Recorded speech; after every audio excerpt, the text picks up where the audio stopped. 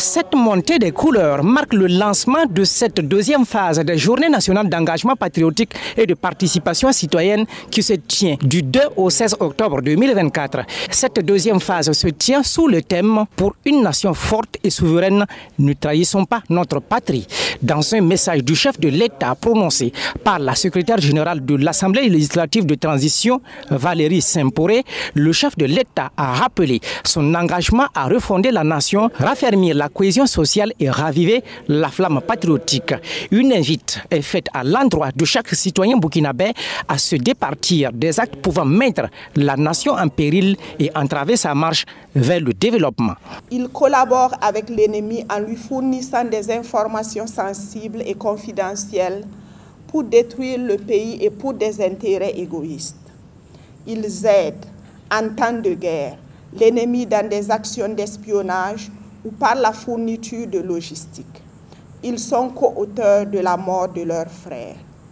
Les traîtres, ce sont aussi ceux qui sont en intelligence avec une puissance étrangère pour saboter les infrastructures, les capacités militaires ou même économiques de notre pays. Les traîtres, c'est aussi ceux qui désertent leurs fonctions au moment où le pays a le plus besoin d'eux. Ne soyez pas des traîtres. À l'adresse des forces combattantes engagées sur les théâtres des opérations et de l'ensemble du peuple burkinabé, une invite a aussi été faite pour la lutte afin d'atteindre la souveraineté de la nation burkinabé.